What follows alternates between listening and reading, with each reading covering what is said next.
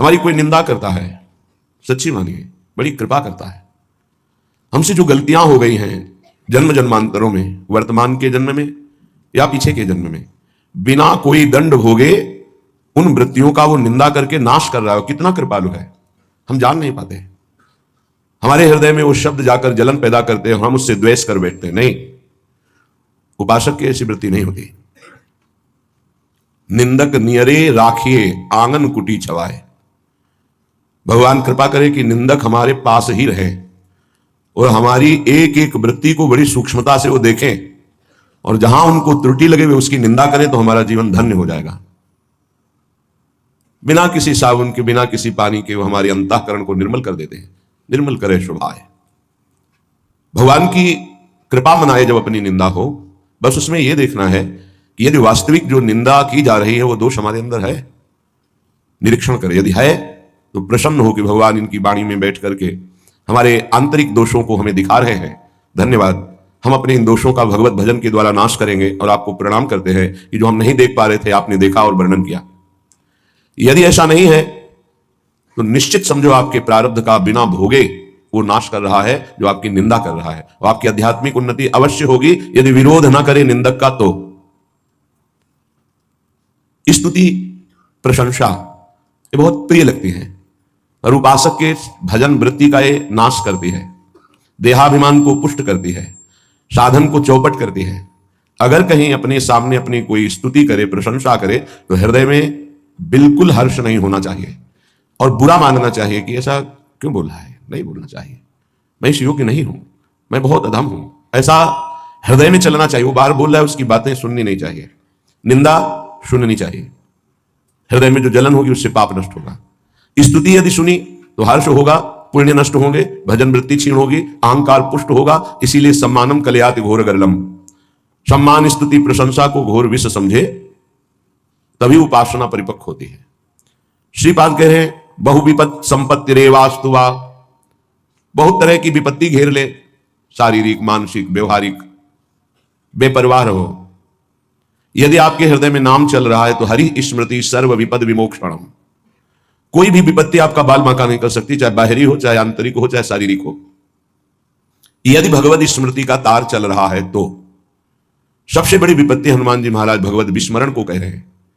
का हनुमंत विपत्ति प्रभु सोई, जब तो सुमिरन भजन न होई। यदि प्रभु का सुमिरन भजन नहीं हो रहा तो फिर विपत्ति ही विपत्ति है। हरि स्मरण चल रहा है, प्रियालाल का स्मरण चल रहा है, कोई भी विपत्ति आपको कुछ भी नहीं बिगाड़ सकती, कोई भी दुख नहीं दे सकती यदि हरि स्मरण चल रहा है। खास बात समझिए। आगे कह रहे संपत्ति रेवा, यदि बहुत संपत्ति आ जाती है और आप उसका सदुपयोग करते हैं साधु सेवा, भगवत सेवा, भगवत आराधना में, या किसी पशु पक्षी समाज सेवा निष्काम भाव से, वो संपत्ति आपको बाधा नहीं पहुंचा सकती। वो संपत्ति भगवत प्राप्ति में सहायक होती है। संपत्ति का सदुपयोग करना केवल कोई महाभागवत ही जानता है, संसारी नहीं जानते हैं। संसारी जनों के हृदय में संपत्ति का प्रयोग अहंकार की पुष्टता और इंद्रियों के भोगों में नष्ट होती है। अहंकार की पुष्टता, हम ऐसा कोई कार्य करेंगे कि विश्व में हमारा नाम हो जाए, अच्छा ऐसा किया, इतना किया, तो जहां वो जो संपत्ति का प्रयोग किया उसका वहीं सुकृत नष्ट हो गया। सही में संपत्ति का प्रयोग भागवत भक्त जन करते हैं, वो अपनी संपत्ति को गुप्त रूप से श्री भगवान की सेवा, भक्तों की सेवा, समाज की, प्राणियों की, पशु पक्षियों की जो सेवा मिली गुप्त रूप से, गुप्त रूप कोई जान ना पावे, और जिसकी सेवा की वो कभी धन्यवाद न दे, ऐसी सेवा भगवान की प्राप्ति कराने में समर्थ है। वो क्रमशः आपको आध्यात्मिक सीढ़ियों पर चढ़ाती चली जाएगी। अगर संपत्ति प्राप्त हुई और भगवत भक्ति हृदय में नहीं है तो दुराचार में प्रवृत्त कर देती है। मदिरा पीना, व्यभिचार करना, जुआ खेलना, मनमानी मनोरंजन करना, और अपने नाम के लिए धन का बिल्कुल दुरुपयोग कर देना, जो ना यहां मिलेगा ना वहां मिलेगा। तो उपासक के पास भागवतिक ज्ञान होने के कारण कोई भी संपत्ति उसे बांध नहीं सकती, क्योंकि वो ममता और स्पृहा रहित होता है। वो निर्लिप्त होने के कारण कोई भी संपत्ति उसको बांध नहीं पाती। इसीलिए कह रहे कोई निंदा करे या स्तुति, विपत्ति हो या संपत्ति, जो वृंदावन में श्री प्रिया प्रीतम के चरणों का आश्रय लेकर भजन करते हैं उनको क्या फर्क पड़ता है। बस ध्यान रखना, संपत्ति में जो लिप्त है उसके द्वारा संपत्ति का दुरुपयोग होता है। जो उस संपत्ति में निर्लिप्त है उसके द्वारा सदुपयोग होता है। वो ये मानता है कि भगवान के द्वारा दी हुई ये संपत्ति, भगवान के द्वारा दी हुई परिवार का पोषण, और अगर इससे भी ज्यादा है तो भगवान के स्वरूप पशु पक्षी साधु महात्मा गाय जो भी, कहीं भी हम ऐसी निष्काम सेवा कि हमें बाद में वो धन्यवाद ना बोले, कोई जाने ना, वो संपत्ति भगवत प्राप्ति का हेतु बन जाती है। पांडित्यम वत मूर्खतापि, बहुत विद्वान है, शास्त्रों की सब बातें जानता है, पर आचरण में एक नहीं है। कोई फायदा नहीं इसी विद्वता से। महापुरुषों ने ऐसी विद्वता का आदर नहीं किया है। कह रहे हैं कि गधे की पीठ में चाहे ईंट लाद दो चाहे पुराण लाद दो, उसको बोझे से मतलब है। ऐसे ही संपूर्ण शास्त्रों का ज्ञान है बुद्धि में, पर वो भार वाहन की तरह केवल पुराणों का, वैदिक सिद्धांतों का वो ज्ञान रखता है, आचरण में नहीं है, अध्यात्म की स्थिति नहीं है, तो विद्वता बिल्कुल किसी काम की नहीं है। आगे कह रहे मूर्ख तो पिया, मूर्ख है, पर उसको एक बात समझ में आ गई कि हमारा कल्याण, हमारा मंगल तो केवल भगवान से होगा। मैं तो कोई शास्त्रों का ज्ञान नहीं, साधना का ज्ञान नहीं, अभी तक मनमानी आचरण करता रहा, इसलिए कोई मैं अच्छा भी नहीं हूं, अधम हूं। अब सुन लिया है कि नाम से कल्याण होता है, तो राधा राधा राधा राधा राधा सब कुछ हो गया। सब शास्त्रों के ज्ञान का फल उसको मिल गया। यद्यपि वो समाज में मूर्ख कहा जाएगा, क्योंकि उससे शास्त्रों का ज्ञान नहीं है, वो प्रवचन नहीं कर सकता, समाज उसे गंदी दृष्टि से देखती है, कोई अच्छे सद्गुण वाला नहीं है। पर यहां कह रहे हैं कि जिसे श्रुतियां नेति नेति कहती हैं वो है प्रभु श्री कृष्ण, और श्री कृष्ण के हृदय का मूर्तिमान प्रेम है प्रियाजू, और प्रियाजू का प्रेम स्वरूप ये वृंदावन धाम है।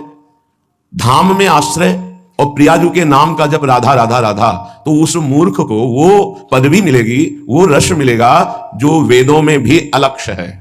अलक्षम राधाख्यम निखिल निगमैरप्यतितराम रसाम बोधे सारम किमपि सुकुमारम विजयते।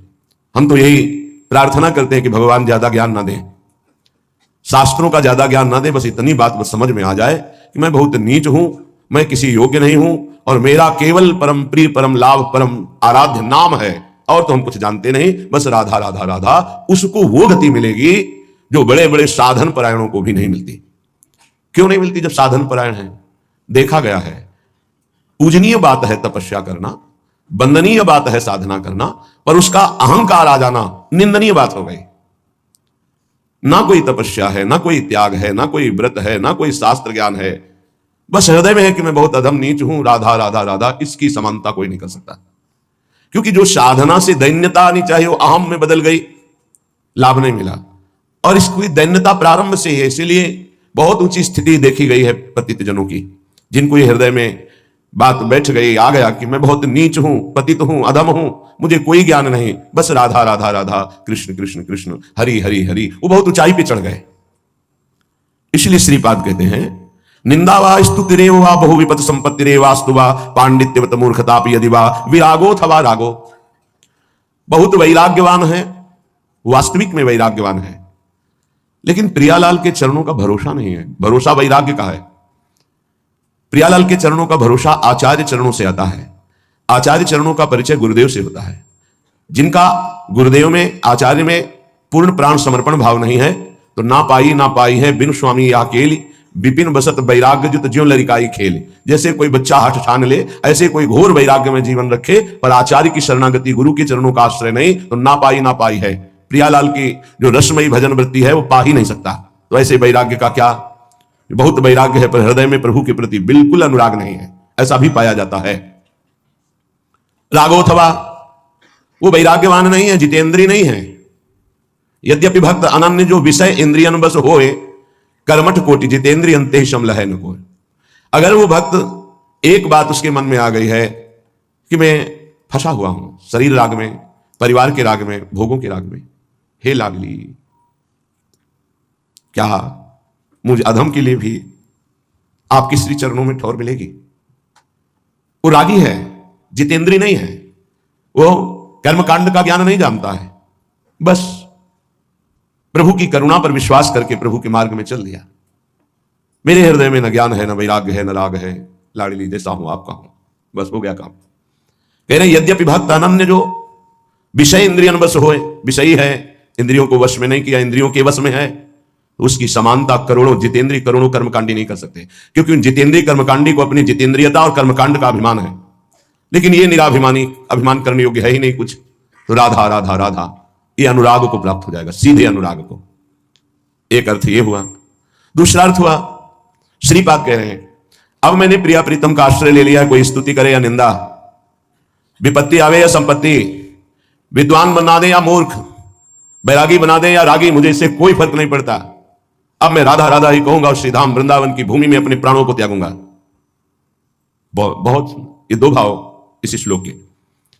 तद वृंदा विपिनम न जीवन मिद स्वप्ने भी हातुम क्षमा, मुझे यह पता है कि वृंदावन मेरे अपराधों को क्षमा कर देगा।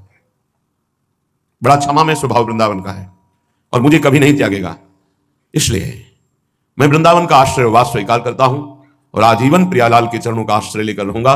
वृंदावन मुझे नहीं त्यागेगा, मुझे भरोसा है कि बहुत क्षमाशील है वृंदावन। कोटि अपराध बन जाए तो भी अपने आश्रित को वृंदावन कभी छोड़ता नहीं। हाँ, वो जाना चाहे तो जा सकता है, नहीं वृंदावन कभी बाहर नहीं करेगा। श्रीपाद कह रहे हैं श्री वृंदावन कभी स्वप्न में भी नहीं त्याग कर सकता अपने आश्रित का। इस भरोसे पर मैं आजीवन ये संकल्प लेता हूं कि श्रीधाम वृंदावन में आमरण वास करूंगा, जब तक प्राण है कभी बाहर नहीं जाऊंगा, अपने शरीर को यहीं पूरा करूंगा। शरीर से कोई अपराध बनेंगे, मुझे विश्वास है कि श्रीधाम वृंदावन क्षमा करेगा और स्वप्न में भी कभी हमारा त्याग नहीं करेगा। श्रीपाद कह रहे हैं ऐसा हम क्यों संकल्प ले रहे हैं? क्योंकि राधा पदांक भूषित, ये वृंदावन की रज हमारी स्वामिनी की चरण चिन्हों से युक्त है। जिन चरणों का लाल जो अपने हृदय में गुप्त रूप से आराधन करते हैं, श्यामाजू के चरणन की बलिहारी, जे हैं बसत किशोर लाल के प्राणन मध्य सदारी, वही चरणारविंद से चिन्हित ये भूमि है। इस भूमि में जो हमने आमरण संकल्प लिया है वो केवल इसी परम लाभ के लिए कि इस रज का सेवन होगा, और इसी रज में जब प्राण त्यागेंगे तो हमें श्री जी के चरणारविंद मिल जाएंगे, श्री जी का सानिध्य मिल जाएगा। वहीं लालजू, वहीं हितजू, वहीं गुरु जी सब विराजमान है। ये जितने महापुरुष हैं सब वृंदावन में विराजमान हैं। महाप्रभु चैतन्य देव जी, नित्यानंद जी, पूज्य राधा बाबा, भाई जी महाराज, बड़े बड़े सब हमारी श्री जी की सेवा में विराजमान है। सब पूज्य श्री रूप जी, सनातन जी, हरिवंश महाप्रभु, स्वामी जी महाराज, हरिराम व्यास जी महाराज, बिहारिन देव जी, नागरीदास जी, ये सब सहचरी वपू में श्री जी की कोई किंकरी, दासी, मंजरी, सहचरी सब सेवा में है। धाम की कृपा होगी तो आपको अनुभव में आने लगेंगे ये सब। राधा पदांक, हम कहां रह रहे हैं? गजब हो गया, कितनी असीम कृपा। ये हमारे भाग्य से नहीं मिला है, ये हमारी किशोरी जी की कृपा से मिला है। जिनको वृंदा विपिन है कृपा नहीं की हो, नहीं तो ऐसे कौन से आचरण बन गए, कौन सी तपस्या बन गई। क्या तपस्वी, अगर हम ऐसे आचरण और तपस्या वाले होते तो आज आचरण और तपस्या तो बहुत बढ़ चढ़ के होती ना। आज अपनी दशा देखो और श्री जी की कृपा देखो तो रोना आने लगेगा कि कहां मेरे तुच्छ आचरण और कहां स्वामिनी जी की असीम। कहां वास कर रहे हैं? श्रीधाम वृंदावन, जहां बड़े बड़े महापुरुष नालिके कीड़ा श्वान या लता पता होना चाहते, वहां मनुष्य रूप में मुझे रख रहे श्री जी। अपार कृपा। राधा पदांक भूषित वृंदारण्यम स्थलीषु निर्भर प्रेमणा, यहां स्वाभाविक प्रेम का प्रादुर्भाव हृदय में हो जाता है, पर निर्भर पूर्ण आश्रय केवल वृंदावन का, प्रिया प्रीतम का। तब यहां कोई साधन पक्ष नहीं देखा जाता, कृपा पक्ष है, पर पूरा आश्रय हृदय से होना चाहिए। प्रेम स्वाभाविक हृदय में प्रकाशित हो जाता है।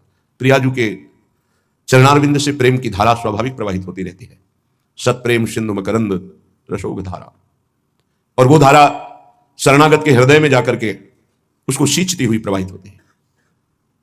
सत्प्रेम सिंधु मकरंद रसोग धारा सारा नजर सम्मिता सर्वदाश्रितेषु, जो गोरे चरणारविंद की दासी हैं, जो गोरे चरणारविंद की शरण में है, ये धारा वहीं प्रकाशित होती है, वहीं प्रवाहित होती है, वहीं सींचती है। श्रीपाद कह रहे हमने जो संकल्प लिया है आजीवन आमरण वृंदावन वास का, उसका प्रधान कारण है हमारी श्री जी यहां विराजमान है। श्री जी की चरण चिन्हों में रहूंगा तो निर्भर प्रेम का प्रादुर्भाव हो जाएगा। हरि हरि कदा लुठामी प्रतिपदम गलदश्रुल्लसत पुलका। हे हरि, क्या कभी ऐसा होगा कि मेरा गला रुंध जाए और आंखों से अश्रुधारा बह रही हो और मैं इस रज में लौट रहा हूं विकल होकर, राधा राधा राधा। हरि हरि कदा लुठामी प्रतिपदम गलदश्रुल्लसत पुलका। शरीर पुलकित हो रहा है, गला अवरुद्ध हो रहा है, आंखों से अश्रुधारा बह रही, शरीर में वृंदावन की रज है, मैं लौट रहा हूं विकल होकर, राधा राधा स्वामिनी कब मिलोगी, प्रियाजू कब कृपा होगी। ऐसे इसलिए मैं आमरण वृंदावन का वास स्वीकार कर रहा हूं, क्योंकि यह दुर्लभ वस्तु केवल वृंदावन प्रदान करता है। सर्वम त्यक्त्वा सरस विशद प्रेम पीयूष सांद्रे। इस प्रेम रस की प्राप्ति के लिए जो तुम्हारा माया में सर्वस्व है, इसका अंदर से त्याग कर दो। ये अंत में छूट जाएगा। पहले तुम अंदर से त्याग कर दोगे तो तुम्हें बहुत बड़ी उपलब्धि हो जाएगी। यहां अंदर से त्याग की बात कह रहे हैं। अपनापन केवल प्रियाजू से, सेवा पूरे परिवार की, प्रियालाल के सुख की भावना से, अपने कर्तव्य का पालन प्रियालाल के लिए ही है। सर्वम त्यक्त्वा, कहीं कोई प्रियता न रह जाए, ममता न हो जाए, आसक्ति न हो जाए, नहीं तो अगला जन्म हो जाएगा। सर्वम त्यक्त्वा, जब कृपा होगी तो आपको समझ में बात सर्वम त्यक्त्वा की आने लगेगी। हृदय में नाहीन रहो ही मा ठौर। उद्धव जी आत्मज्ञान की चर्चा करना चाहते हैं तो गोपीजन कहती मत सुनाओ। अब मुझे ये कोई ज्ञान या मोक्ष, इसकी चाह नहीं रह गई। मेरे हृदय में केवल ललित, त्रिभंगी, मुरली मनोहर, मदन मोहन, लालजू विराजमान है। हृदय में जगह नहीं रह गई। नाहीन रहो ही मा ठौर, नंद नंदन अछत। जब वो विराजमान है तो फिर हमें ज्ञान विज्ञान किस काम का? नहीं, माना बड़ा आनंद है आपके ज्ञान में। तो उद्धव मनमाने की बात, दाख छुहारा छाणी अमृत फल विष कीरा विष खात। विष के कीड़ा को दाख छुहारा या अमृत फल अच्छा नहीं लगता, वो विष ही खाता है, क्योंकि उसका मन मान गया। ऐसे मेरा मन मान गया है वृंदावन वृंदावन वृंदावन, प्रियालाल प्रियालाल प्रियालाल। अब सर्वम त्यक्त्वा, साहब अंदर से बहुत परम गुरु हैं गोपीजन, परिवार में रहते हैं, पति हैं, पुत्र हैं, पूरा गृहस्थी का कार्य करते हैं, लेकिन मुरारी पादार्पित चित्त वृत्ति, एक एक चित्त की वृत्ति कृष्णाकार है, भगवदाकार है। यही साधना है। संपूर्ण परिवार के बीच में रहते हुए भी कहीं कोई आसक्ति, ममता, प्रियता बिल्कुल नहीं। ना शरीर में, परमहंस है, चीरहरण लीला करके प्रभु ने दिखा दिया देहातीत स्थिति गोपियों की, तब रास में प्रवेश दिखा दिया। आई ब्रजनारी सुनत बंसीरो गृहपति बंधु विसारे। परिवार, धन, संपत्ति, मकान, इसका तो त्याग है ही है। इस त्याग की स्मृति का भी त्याग है, त्याग की स्मृति का भी त्याग है। तब दर्शन मदन गोपाल मनोहर मन सिज ताप निवारे। ए मोहन मदन त्रिभंगी, मोहन मुनि मन रंगी, बड़े बड़े मुनियों को अपने रंग में रंग देने वाले मोहन मुनि मन, मोहन मुनि सघन प्रगट परमानंद, गुण गंभीर गोपाला। हे परमानंद, इसी की प्राप्ति के लिए मानव देह मिला है। सर्वम त्यक्त्वा, श्रीपाद कह रहे, मान लो नहीं अंत ही तो ही तजेंगे पामर, तू न तजय बही दे। श्रुत बनितादि जान स्वार्थ रत ना करुणे सभी ते, अंत ही तो ही तजेंगे पामर, तू न तजय बही दे। मन पचित ही है, अवसर भी थे, अभी अवसर है, नहीं तो जबरदस्ती सब काल छीन लेगा। तुम अंदर से त्याग दो, भगवान को स्वीकार कर लो, महान बन जाओगे, क्योंकि महान के अंश हो। सर्वम त्यक्त्वा, लक्ष्य क्या होना चाहिए सर्वम त्यक्त्वा का? केवल प्रेम रस, बस। कोई लक्ष्य नहीं, कोई सिद्धि, कोई चमत्कार, कोई नमस्कार करे, बिल्कुल चाह मत रखना, नहीं सब हो जाएगा। अंदर में जो गाढ़ चाह होती पहले उसको भुगवाते हैं भगवान, फिर भक्ति का रस आता है, ध्यान रखना। ढूंढ ढूंढ के पहले ही सत्संग में छोड़ दो, कोई आंतरिक चाह ना रह जाए, नहीं तो पहले वो भोगना पड़ेगा चाह को। तुम्हारी योग्यता जहां होगी तो पहले भोग आ जाएगा, तुम्हें भोगना पड़ेगा, फिर बाद में तुम्हें आगे बढ़ाया जाएगा। ये सिद्धांत है। पहले ही प्रार्थना कर दो, पहले ही प्रभु से मना कर दो, ये चाह है नाथ, इसको मिटा दो, ये बनी ना रहे प्रभु, मुझे इसकी पूर्ति नहीं चाहिए, इसे मिटा दो। सर्वम त्यक्त्वा सरस विशद प्रेम पीयूष सांद्रे। बहुत सरस अमृत में जो प्रेम है वो लक्ष्य हो जाए। मुझे सिर्फ प्रियालाल से प्रेम चाहिए। सर्वम त्यक्त्वा वृंदारण्य मधुत तरुलता गुल्म काद्यैर मनोज्ञे। मेरा मन वृंदावन में रमण करे, कभी लताओं के नीचे, कभी यमुना के पावन तट पर, कभी प्रभु ने यहां ये लीला की है, ये लीला की है, ऐसी भावना करके वृंदावन में रहूं। राधा कृष्णोज्वल गुण गणोद्गान मत ताल की रही, जहां के कोकिल, कीर और भी पशु पक्षी राधा यशो मुखर मत श्री जी के यश का उच्च स्वर से गान करके मस्त होते हैं, वहां वास करके हम वैसे ही रहें, राधा कृष्ण के गुणों का गायन करके, प्रिया प्रीतम के गुणों का गायन। बलिहारी है उस उपासक के, जिसने इस रसमय पदों को कंठस्थ कर लिया है। अब यहां से अपनी कुटिया जा रहा है तो पद गुनगुनाते जा रहा है। ये यहां का सिद्ध भाव है। एक क्षण भी नाम वाणी से अलग नहीं रहना। कई वाणी हरिवंश की, कई हरिवंश ही नाम, या तो नाम चल रहा है या तो हम वाणी गुनगुना रहे। प्रिया प्रीतम का जिसमें यश भरा हुआ है, ये बड़ी अमोघ रस प्रदान करने वाली वाणी है। अर्थ समझ में आवे या ना आवे, समझने की चेष्टा मत करना अर्थ की। जब प्रियालाल आपको सामर्थ्य देंगे तब समझ जाओगे। अभी अगर अर्थ पढ़ने की चेष्टा करी तो भाव बिगड़ जाएगा। स्थिति देह में है और वो भाव स्थिति है।